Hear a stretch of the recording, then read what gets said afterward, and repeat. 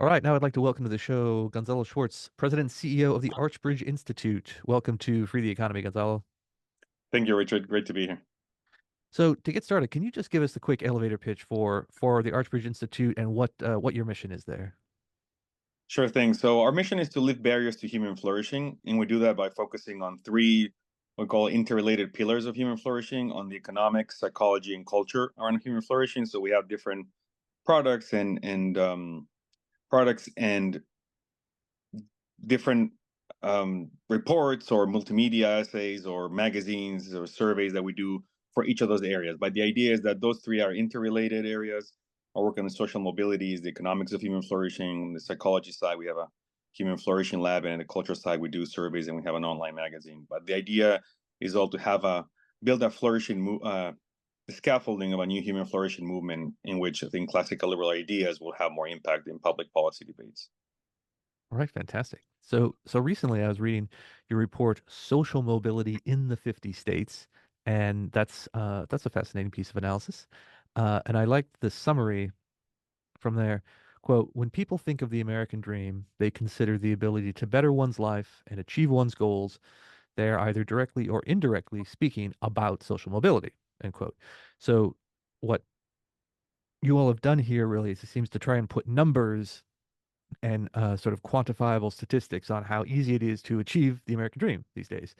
So how do you translate that the American dream, which a lot of people consider to be just sort of a sense of opportunity, into those sort of hard numbers? Yeah, no, that's a great question, Richard. Thank you. So the idea is that economists, people in the profession define the American dream is how much you out earn, how many people out earn their parents as adults, so around the same age. So people analyze the parents' income at around 32 to 40 years of age, depending on the study. That's sort of the age range, and then they measure the children's income around that same age later in life. So if someone out earns their parents, they have positive upward mobility, upward social or income mobility. And that's how economists have defined the American dream so far, at least in that sense. But we think it's just a more holistic concept in which, yes, that this matters. So people out earning their parents or new generations being better than the last, having better lives than the last in terms of economic terms, is definitely a part of the American dream. But we think of it as a more holistic endeavor, and how the focus of what we're trying to do is that there's a lot of measurement on social mobility in terms of how much people out on their parents or not. But not a lot of research behind the why some places in the United States or abroad are better than others. So there hasn't been a consensus around what are the main barriers to social or income mobility, and that's what we're trying to do with this report. But the American dream is certainly a much more holistic concept, holistic idea. The main definition of it comes from James Truslow Adams from his book The Epic of America back in the 1930s, of people seeking to live better, richer, and fuller lives regardless of where they started. So that richer component in terms of earning more money sort of fits within this economist's definition of the American dream, out earning your parents, but it is much more holistic. So in the indicators that we discuss within this index, there's certainly there's a wide variety of indicators that I imagine we'll get into soon.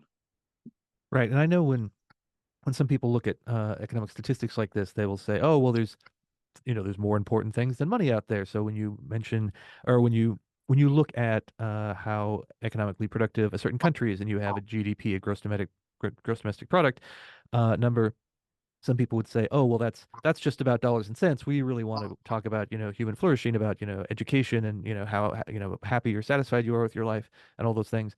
And I feel like a lot of those, or, healthcare outcomes, things like that, but a lot of those things are actually very closely related with wealth and economic productivity. So, for me, I would always say that obviously money isn't the most or the only important thing in life. It's just that when you're measuring things statistically, often the other things that you think are important are actually pretty closely correlated with the monetary measurements. Yes, no, that's exactly right. I think because economic growth and development, and as when countries are more developed, they are obviously as well as just mentioned, they are scoring better or faring better in all of these areas. Have better like even environmental records, human rights records, freedom of speech, a lot of these other areas that don't have to do necessarily with money. And that's something also with the American dream. When we have another survey where we ask people every year, what do they think is essential for the American dream, to rate things around essential, important or not, but not essential or not important. And the two that people rate as more essential is freedom of choice and how to live and having a good family life. So becoming wealthy, only 14%, 15% of people, I think, in the latest edition said that was very essential. So, but yes, when we have more economic growth, more GDP, it is closely related. And in our index, we talk about other variables that don't have to do necessarily with money, but that provide a better environment for social mobility. Right. Now, with any ranking, and I know I used to work at the Tax Foundation and we did 50 state rankings there. People got very excited when they came out every year. Everyone wants to know which states rank the highest and which states rank the lowest. So in this case, I've got my notes in front of me. We've got the top states were Utah at number one, and then in descending from there, Minnesota, Montana, Delaware, and Vermont. So those are the top five. And then the bottom states, we're going to start at the very lowest first. Louisiana was 50th out of 50. And then in ascending order, I guess, is Mississippi, Arkansas, Alabama, and Georgia. So already there's the question of, how do the top states and bottom states cluster? And what can we learn about the looking at the extreme points, but then also how does your scale how fine a gradation is it? So between one state and another state that's directly below it, say between number 22 and number 23, for example, how much difference is there between those? Yes, no, that's a great question. And so just to back up, the index itself there's four big pillars that we look into. Entrepreneurship and economic growth is one, rule of law and institutions the second one, then education and skills development, a third pillar, and social capital is the fourth pillar. And within each of those, there's subcategories. So where we analyze different variables. For the entrepreneurship and economic growth one, actually we use the tax foundation state tax business climate in the 50 states, which I think is a great product to analyze to for focus on that. And then we have subcategories in each one. At the end of the day, there's 45 indicators that cut across all these categories and pillars. And and even as, for example, Utah, as you mentioned, is number one, it's not that they don't have the highest score in each one. So there's a lot of variance within all these states. All these states, even the better ones, can improve. There is and it just varies within each of these subcategories that we're using to analyze each of those bigger pillars. So in some cases there are a lot of differences. So for example, in Louisiana, Arkansas, Alabama, those are the states more in the bottom, and we see that, for example, in variables such as occupational licensing, as part of our entrepreneurship and growth category, those states score very low on other indicators on licensing. And we see that places like Utah maybe score, or Minnesota, or the first ones score much better. So there is a difference, but I wouldn't say it's a big difference. So there is a lot of things that each state can do to improve its position in them, and it's just a matter of how they score across all these different indicators and variables. Well, yeah, and so when you were talking about Archbridge's um, mission in general, you have things like economics, psychology, you have culture. One thing that comes up over and over when we have these 50 state rankings, and there's lots of groups out there that do them on different, often on economic grounds, but for different policy areas. And the policymakers from individual states, state legislators, for example, or governors, will often say, okay, according to you guys, what should we be doing? How can we improve? And what are the levers that are going to give us um, the most bang for the buck in terms of policy changes? And it really seems that there are kind of a really wide range between things that are easy to change and then Yeah. things that are going to be very difficult to change. So the culture, some of these like cultural assumptions about, who goes to college, the expectations that young people have about what industries or jobs might be open to them or not. That's a sort of very long-term education policy question maybe. But if it comes to, is there an occupational license for this uh, particular job? Well, a state legislature could say, oh, well, we're just going to change that tomorrow, right? All you need is a vote, and that can be done. So uh, in when it comes to sort of making specific recommendations like, hey, Mississippi, try this instead. Uh, it seems like you've got the bundle of things that it would be easy for policymakers to change, and then stuff that's maybe, well, 50 years from now, maybe it'll be better. Yes, and that's certainly the case with the index and the indicators that we've chosen. The idea was to really try to build a consensus around what are the main barriers. And some of the barriers that are there are easily fixed or more, I mean, could be fixed with policy solutions by policymakers. And some of them are more individual or natural in nature in the sense that they correspond to each individual. For example, we don't have variable on human agency here, for example, but the level of agency that people have, obviously, it's affected by cultural narratives, but it just depends on each one of us. And the level of agency for us to take action on our lives and pursue higher incomes, pursue our flourishing in life, just depends on each one of us. And have familial networks of support, family, friends that can help us. And that's, in a way, part of the index. We have a category, the pillar of social capital. It's part of that. But at the end of the day, it's up to each of us or the longer term issues. So, as another example, in the education and skills development category, we include family structure as a variable there. How many prevalence of two-parent households are in each state? And we include parental engagement variables. So how much do parents engage with their kids in homework? They'll play with them, spend time with them, because the literature, one of the most important literatures on early childhood education by economists like James Heckman, Gary Becker, and others. Or even recently, Russ Chetty and his work on social mobility has shown that that family structure matters and those early years in life matter. But at the end of the day, that's not something specifically that can be fixed by policy. We can mandate better family structure or more parents staying together or more parents engaging with their kids. We just point to ideas on how these states can improve, but in some ways it's going to be policymaker relevant, and some of it's not. But it's all part of the life cycle of an individual, and so we're trying to sort of focus on a lot of those issues. For example, in terms of marriage penalties affect family structure. Marriage penalties in the welfare system, in which when a parent is married, they lose the support, they lose welfare, and then end up in a benefits cliffs in which they lose that support because they get married. But that's in the more long-term interest of the child in their relationship, to have the two parents present and have them be parents and not just living together.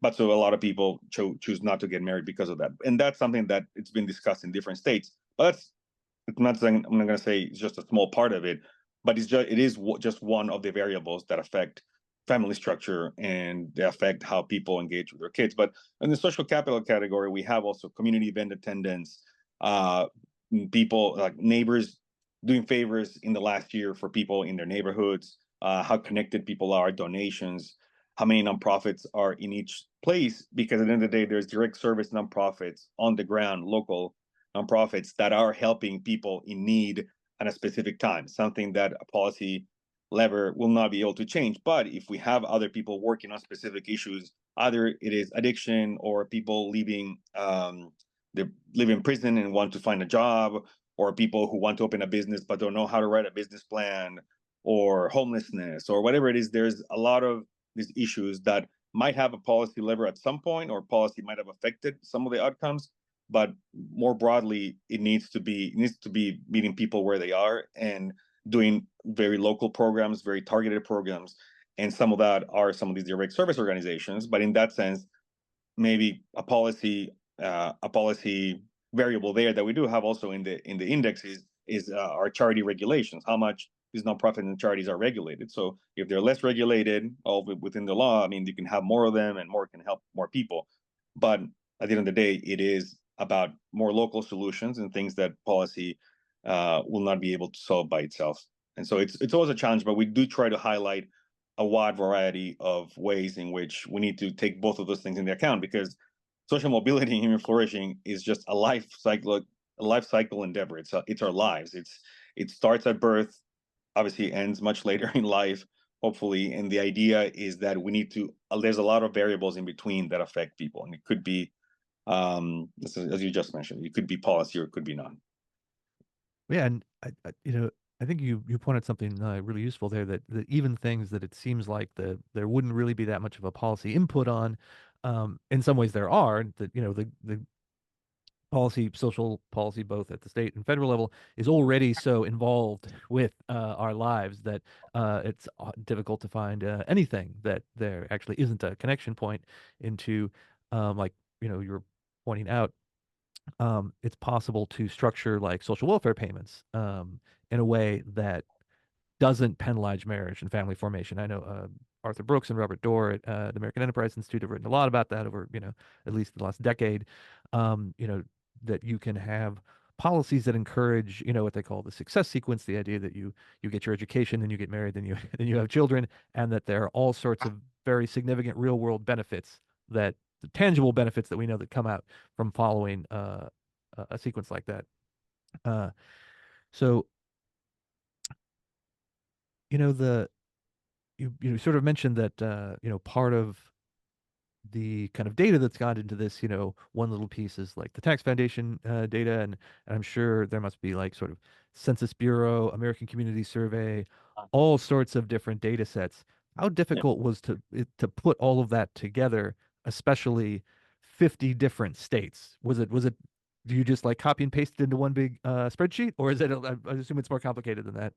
Yeah, it's a bit more complicated. And unfortunately, our lead author, Justin Kelly, who did a lot of the more technical parts, is not here, but he could obviously speak much more to that. But I think he did a terrific job in the sense that it is digging up the data. And that was part of the challenge because there's a lot of variables that are maybe not here in this index because there wasn't data available for the 50 states or data maybe that was outdated. So we couldn't include it for all the states. But we needed to find whatever data we could replicate for all the states. We needed to go to sources. One of the original sources that we have is an occupational licensing index that we just produced in the second edition this year, but that's one of the few ones that we had control of, obviously, and that we did for the 50 states. But other than that, it's going to all these sources, putting them together, and then there is a normalization that happens in the data in terms of we try to so make it comparable across states and across those variables because some of them might have very big differences, but we didn't want that to skew and to have too many outliers. So there was a technical process that I think Justin did in terms of making that more like easier to then digest in terms of what we did in the index, and then obviously indexing all of these categories and indicators to get the final score. But that's definitely something that took him a while, and we had more discussions what we what we try to put a lot of effort into have a lot of discussions with groups that are working on these different issues. So we did speak with people like the Tax Foundation or the Georgia Center for Opportunity, who also talk a lot about benefit cliffs and talk about a welfare system as well to see what data it is around welfare that we can have for all the 50 states. And there wasn't really anything that could be replicable. People on welfare, which could have been one indicator, is not really doesn't really explain much. Just some states that are poorer will have more people on welfare, or people less states that are less poor will have less, obviously. But that doesn't tell you anything about why that is happening or not. So we try to stay away from that kind of stuff. But it was very, I think, it was a lot of effort put into looking into the current literature about what has been written about social mobility, but also what has been written around the academic silos around those issues, like licensing, like benefits cliffs, like welfare, like family structure, and then how much is that affecting social mobility.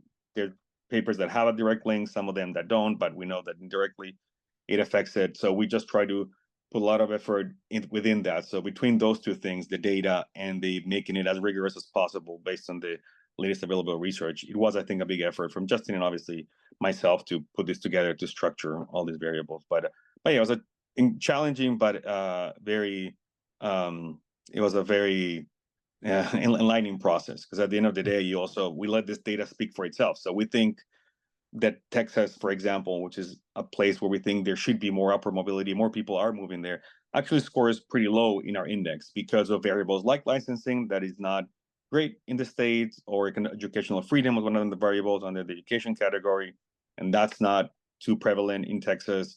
So there's those type of surprises that at the end of the day, it makes it worthwhile that we just let the data speak for itself as much as we can.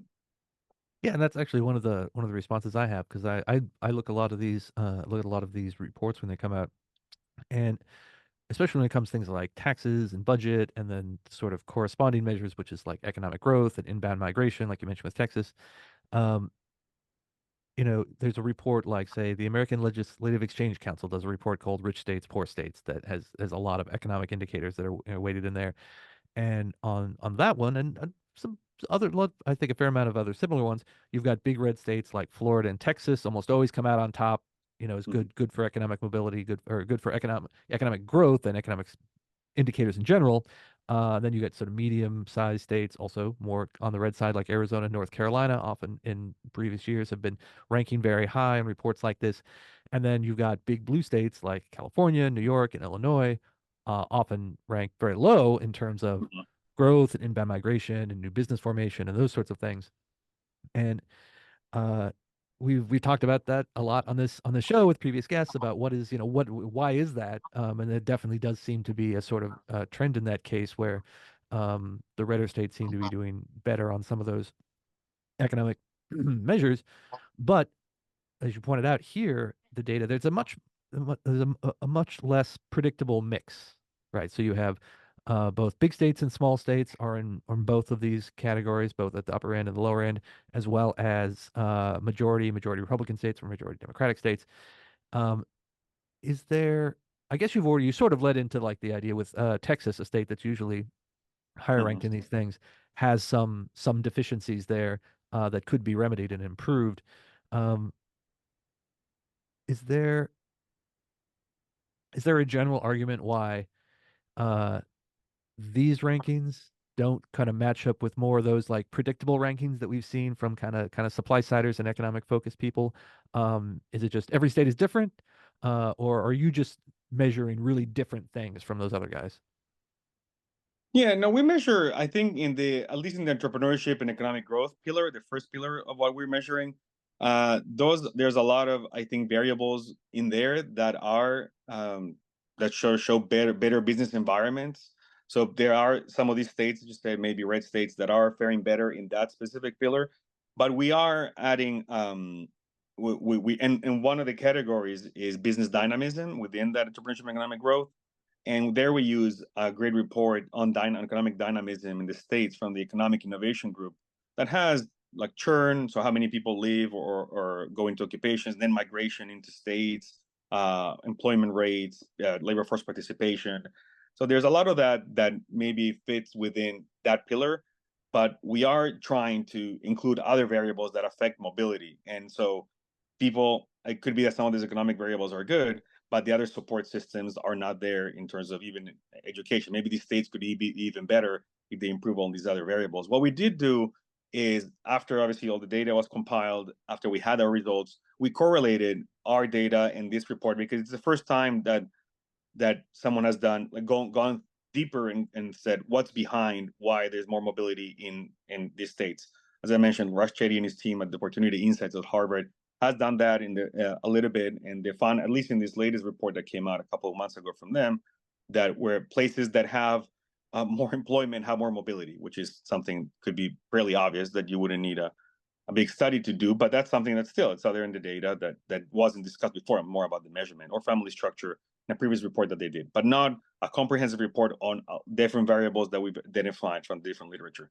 But at the end of the day, we did correlate that with that Chetty data on metro areas, and we transformed it into state variables and state measurement, and our index correlated well with uh, measured mobility levels, so how much you out earn your parents as adults, correlated well with poverty levels, correlated well with even income inequality levels. So states that have a better environment for social mobility also even have lower levels of inequality, uh, and other variables. So we did correlated their results with other variables that people identify as positive. Obviously, having more growth, having more um, having less inequality, or having less poverty, like fewer, less of a poverty level, right? Less poverty in the states. Sorry. So we did relate that, but yeah, it's we're trying to have a more holistic picture of the topic, and some of these states just focus on the economic side, and we think that's great. We think that's very useful. We use a lot of the data from those indices as well. but this could sort of paints a much broader picture. At the end of the day, we do see that New York also ranks low, like Texas. Maybe people expected that more than others, as people are leaving that state, or even California. It's ranked 38, so it's not the best. And this, but in business dynamism indices, California still ranks very well because they do produce. The tech sector continues to still produce Right. better results economically. Obviously, the state is bigger, so there are more people working, but people are leaving because of high state tax rates, or other types of regulation. People are leaving, but we still those states also show good results. But Utah as well. Utah people are moving from California or other places to Utah, and that's reflected in also that people are moving to those places. There's a variable that we do in economic growth and entrepreneurship on housing, and that Utah doesn't fare well in that category because they have their own issues with housing, like a lot of places all across the country. But every state can improve their standing, and it's just a wide array of indicators and variables that we're trying to focus on to give people a more fuller picture of what's a better environment for mobility for flourishing. Right.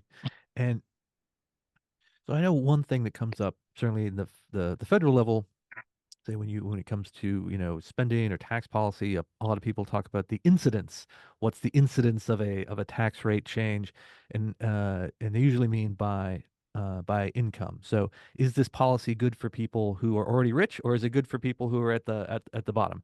And there's a lot of arguments about that. So when it comes to a change in taxes, you can figure that out pretty down to the penny, right? Based on what people's income is from year to year. But in policy changes in general, people often say like, well, this may be great, but I care a lot more about helping the people at the bottom than helping the people who are already successful. And sometimes when it comes to things like low regulation and low taxes and making an ease of starting a business, people tend to think of that as, oh, well, that's rich people stuff. That's for people who already have money and are established. That's who it's valuable for. And I can't. I'm thinking back to an interview we did a long time ago. One of the maybe first 5 or 10 we did for this show, Free the Economy.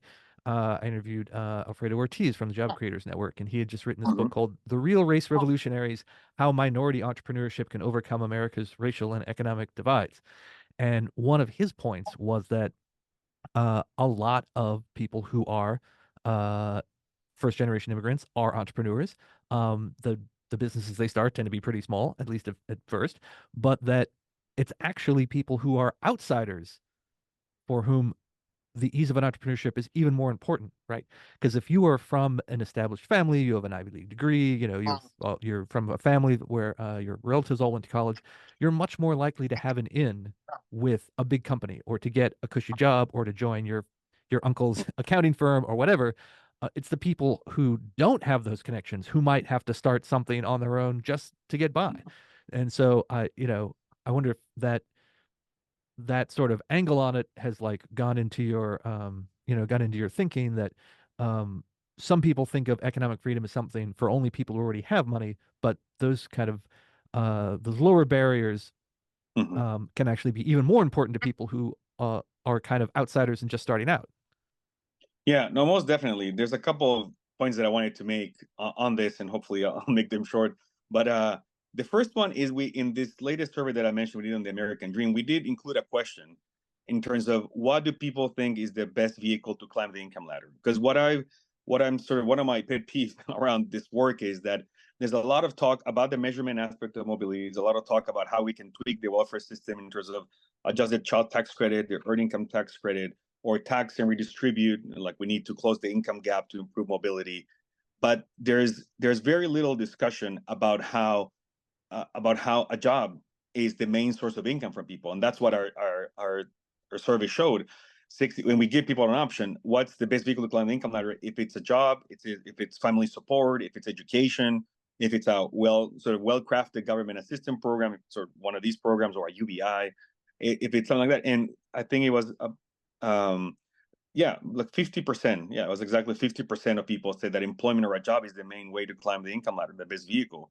And then family support came second, I think, with 18%, and then 16% was education. Government programs was 8% of people who agreed with that as the main way to climb the income ladder. So we need all those programs. We need better education system. We need government assistance programs sometimes when people who are falling behind, who are temporary help people to bounce back and climb the income ladder again. But we do all that stuff, or even have better family support systems to develop skills for later in life, and we do education to develop skills later in life to get a job and to get our main source of income. That's what people forget in this conversation. So a lot of these barriers to entrepreneurship are very much related to this conversation on social mobility. Now, on the other hand, as well, as you were mentioning, what how we try to view it and how we do it in this index, and we've done it since we started the Archbridge Institute.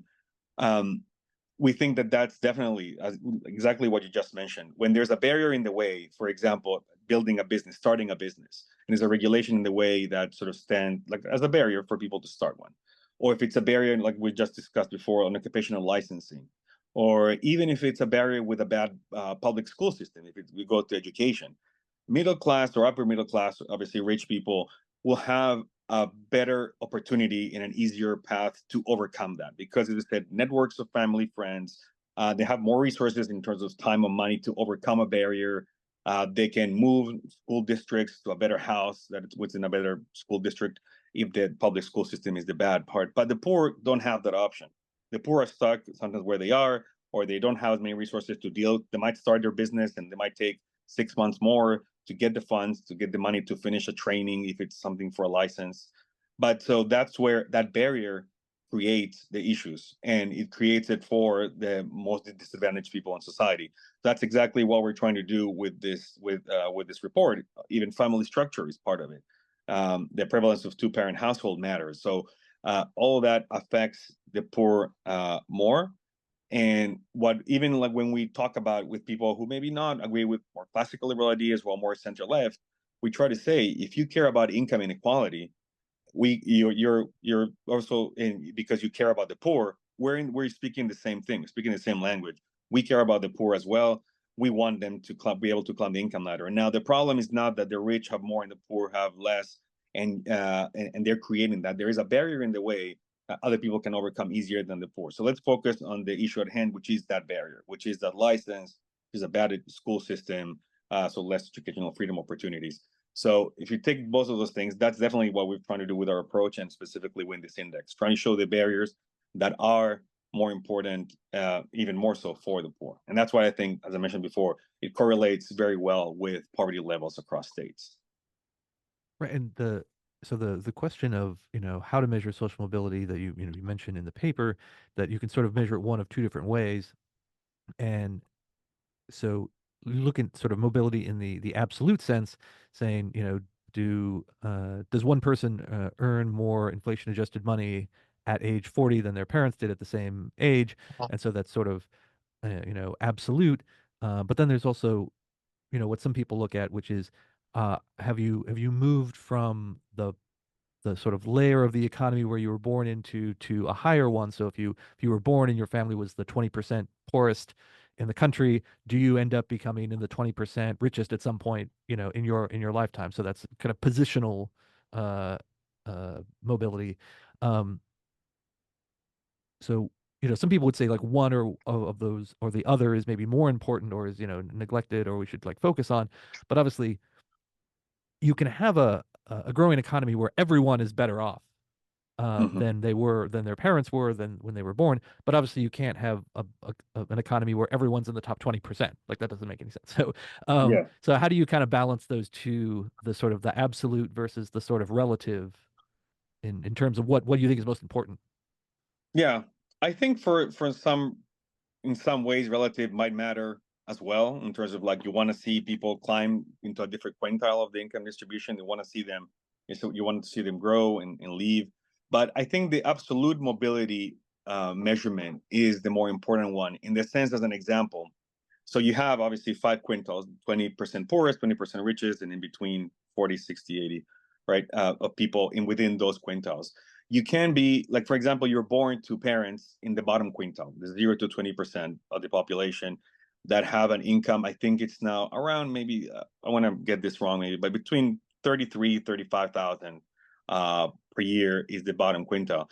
And you can be born, your parents made for example, $20,000 a year in income, and then you are improved that, and you got in absolute terms, adjusted always for inflation, you reach 30,000. So you earn 50% more than your parents did around the same age. That's success in many ways. If you out earn your parents, in terms of relative mobility, you're still within that 20% of poorest people because you're under 33%. So I think and in that sense, it just creates a more negative, a more zero sum way or negative way of thinking about these issues. And then we think that the problems are still bad, the problem is still the same. You still haven't had upward mobility. You have, in absolute terms, you're 50% better than your parents. It's a huge gain. But if we don't move from one quintil to the other, we think it's bad. So that leads itself to a lot of sort of goalpost shifting or moving, in which we're better in one sense, and then people use the other type of data, relative mobility, to justify that. Now, yes, I mean, there's in many ways what we see in our other research that we've done on measuring those levels of income mobility. A great three-part primer that we did with Scott Winship, was now at the American Enterprise Institute. He showed that there is a lot of stickiness in the tails. So the bottom 20% and top 20% of people, it's very sticky. Like, it's about 40% of people stay in those quintiles as adults, like their kids. So it should be like, if it's a perfect sort of distribution or way of quantifying that, it's only like 20% of each level, and people end up moving. And in the middle, between the third, fifth, and fourth, so second, third, and fourth quintile, people in the middle, there's a lot of movement there. People go up and down, but there's a lot of stickiness in the bottom and the top, and a lot of issues on the bottom. As I said, could be a lot of these barriers that don't let people progress. On the top, it could be that that is issues related to corporatism or cronyism, in which some people have curry favor of the networks. But it could be that it's tough that for, even if you're born to a wealthy parent, it's tough for you to come way down if you sort of mildly do what you're supposed to do. And usually people, the upper side of the income distribution, have two-parent households, and kids are sort of given more tools to develop. So, and they have better networks, as you said. But a lot of that is natural in terms of that stickiness. A lot of it is the barriers, all the things that could be fixed. But in that sense, I think talking about relative mobility is just a more zero-sum way of talking about the issue of mobility instead of absolute terms. Or even sometimes it doesn't even matter if comparing to your parents. There's another concept that's intragenerational mobility, which is how do you do faring against yourself. So you measure your own income across when you're 20, when you're 25, 30, or later in life. And if you're doing better, that should be also you're improving against yourself. But in many cases, in terms of the American dream, as I mentioned in the definition, it's about a richer, better, and fuller lives. Sometimes you don't want to necessarily. Your goal in life is not to out earn your parents. So sometimes you don't want to, or you because they're obviously maybe a doctor or a lawyer, and you go into another profession that doesn't pay as much, but you're much more fulfilled. You're pursuing your own American dream by doing something that you love, doing something in some other in another industry, and that's also very fulfilling. So when we talk about these numbers and just the income discussion around mobility, it's also incomplete, and that's why we like to talk more about human flourishing in a broader sense. And if you're achieving your fullest human potential, money certainly helps in that, but it's not the end all be all. Oh, absolutely. And so this study measures a lot of current data points, or recent, statistics from the newest available statistics that are sometimes, for a few years old, because of it takes a while to get them published. Um, but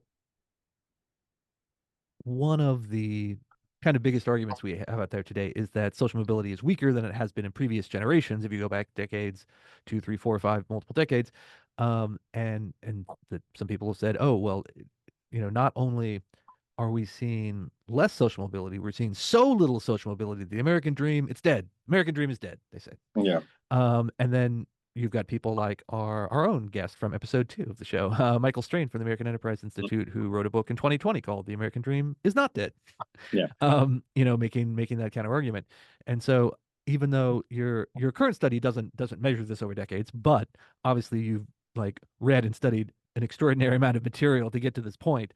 How optimistic are you about social mobility over the long term in America?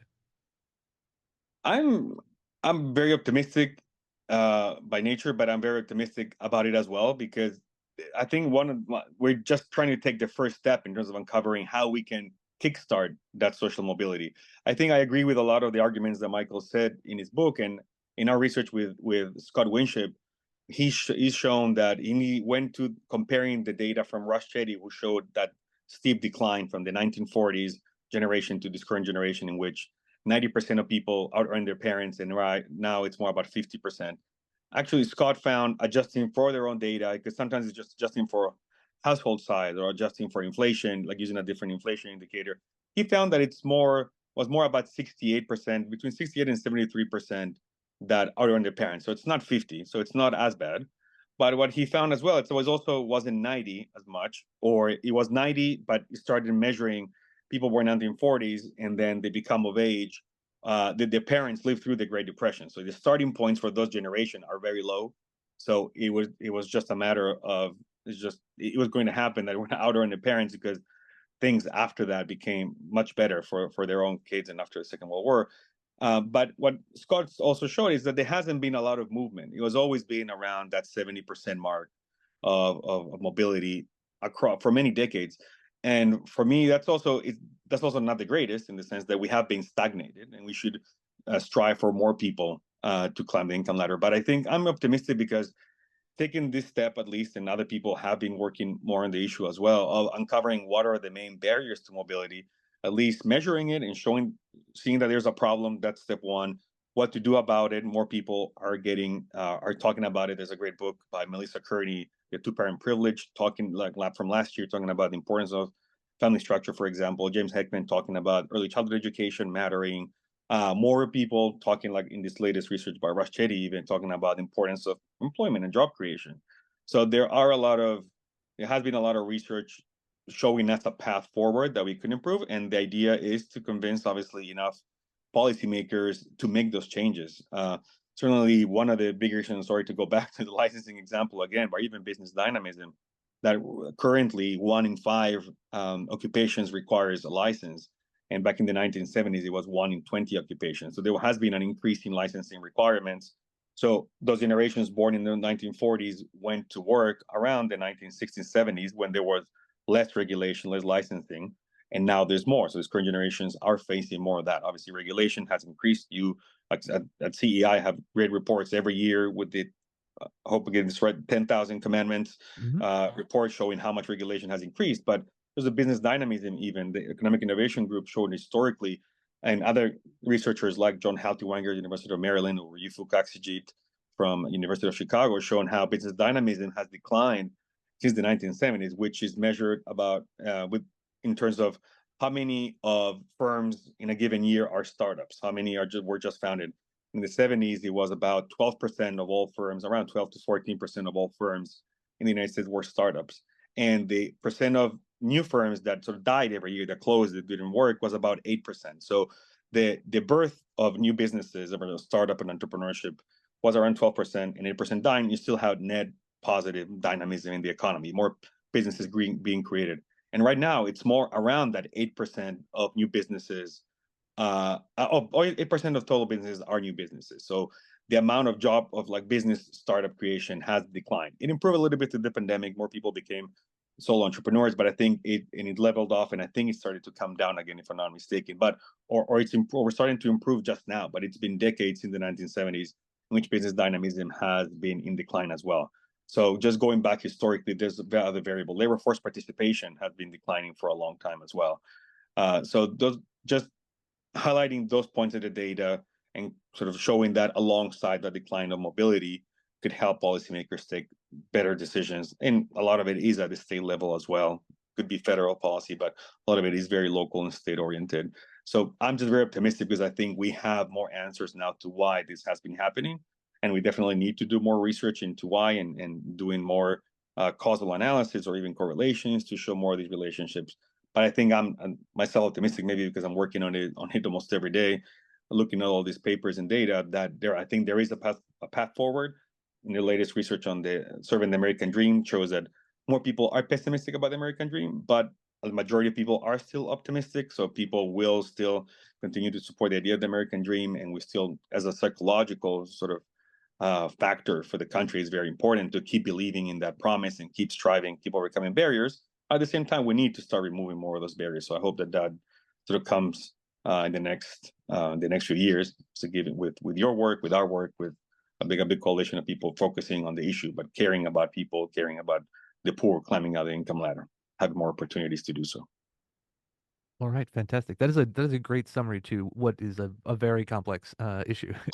Um, so, Gonzalo, thank you very much for being with us. Before we go, can you tell listeners, viewers, where they should find your work, Archbridge work, follow you on social media, all that kind of stuff? Excellent. Thank you very much, Richard. It's been great to talk to you. Our all of our reports are on our website, archbridgeinstitute.org. We have that we can find the social mobility reports, licensing report, this American Dream Survey. We have humanflourishinglab.org, that is our focus on the psychology of flourishing. That is not part of this index, but it's very present in the work that we're doing. We have a page for that American Dream Survey, americandreamsurvey.org. And we have a magazine called perfectusmag.com, in which we discuss some of these issues in a less of an academic sort of tone, but we delve into many issues around human flourishing. And we're on social media as well, and myself, my own profile on Facebook, Twitter, Instagram, just under Gonzalo Schwarz. And Archbridge Institute is Archbridge Inst in most of the platforms. All right, fantastic. Thank you for being with us. Thank you very much, Richard. A pleasure.